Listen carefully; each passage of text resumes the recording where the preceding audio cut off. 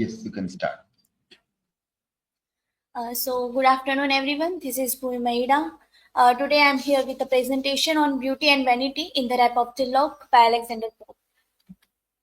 This academic information, table of content, and now discuss about the brief information about Alexander Pope. Was born on 1688 and died on 1744. Was an English poet known for his sharp wit, mastery of the heroic couplet, and influential satirical works. He was one of the most prominent English poet to the 18th century, and the central figure of the Enlightenment and the neoclassical tradition. Now, introduction of the theme of beauty and vanity. So, first of all, the Rap of the Lock poem, published in 1712, is a mock epic poem by Alexander Pope, and this poem was inspired by the real incident in which Lord Petro, a uh, lock of the hair from this Arabella Former, and these themes by analyzing Belinda's character and the Baron's fetishistic obsession with her hair through a satirical approach. Pope critiques the obsession with beauty and how vanity shapes social relationships. These are my research question. How does Alexander Pope's The Rape of the Lock explore the interplay between beauty, vanity, and societal values, using Belinda and the lock of hair as the central symbols?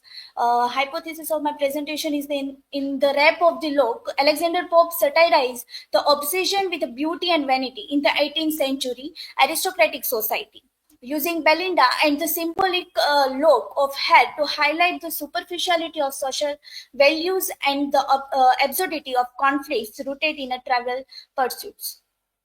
Now, Belinda is a symbol of vanity and beauty. So, as we all know that how Pope described the beauty of Belinda in Canto 1.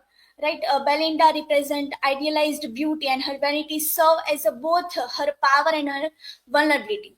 The society idealized her beauty, giving her a power over men, which she uses to command attention without yielding to anyone's desires.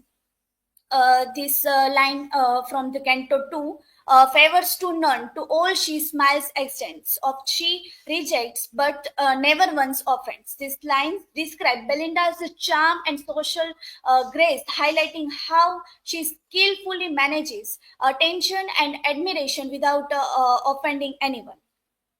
Belinda's beauty is a double-edged sword, making her admired and sought after, but also exposing her to unwanted advance like the barons. The symbolism of the lock of hair. The lock of hair becomes a fetishized symbol, means the attractive symbol, and holding immense value in the eyes of both Belinda and the baron. Compares the baron's fixation on the lock to a castration fear, suggesting he cuts is to symbolically conquer her sexuality. Uh, this line again from the Canto 2, that fair traces man's imperial rest ensnare, and beauty draws us with a single hair.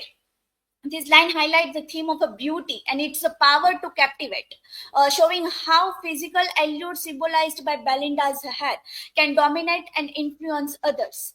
The Logue serve, according to Mayers, the Logue serve as a satirical critique of how objects associated with the beauty are overvalued and turned into trophies of superficial conquest.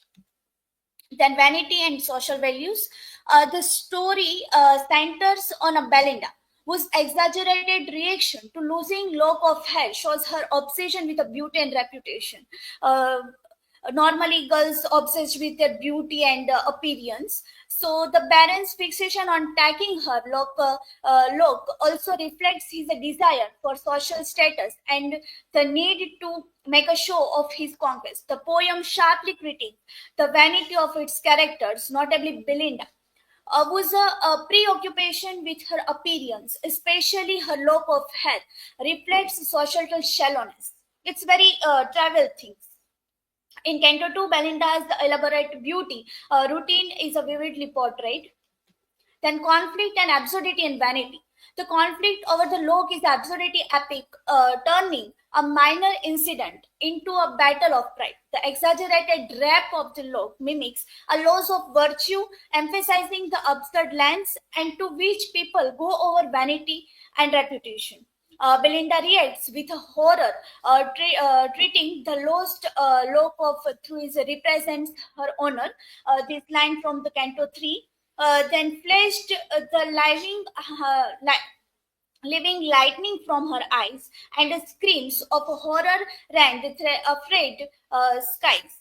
The extreme reaction reflect Pope's satire on vanity, showing how beauty and pride lead to exaggerated response over tribal matters.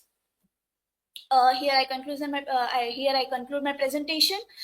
In the Rape of the Lock, Pope highlights the beauty and vanity as a significant driving forces within the upper class society of his time. This theme is primarily showcased through the character of Belinda, whose charm and physical allure represent the power that beauty holds. Her beauty is admired and almost worshipped, making it clear that Pope saw vanity as a powerful, albeit superficial, influence in social interactions. Through the exaggerated reaction to Belinda's lost lock of her hair, Pope criticized how minor aspects of a personal appearance are given an exaggerated value, elevating beauty to a level where it commands both admiration and envy. So here are my references. And yes, thank you. Now you can ask me a question if you have a query.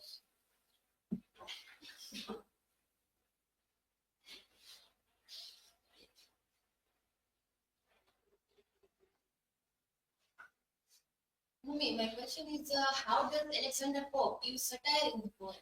Yes, Alexander Pope uses satire in the Rap of the Lock for a superficial behavior superficial behavior of the upper class, exaggeration with obsession with appearance and trivial things. As we can see that how Belinda obsessed with their beauty and appearance. So,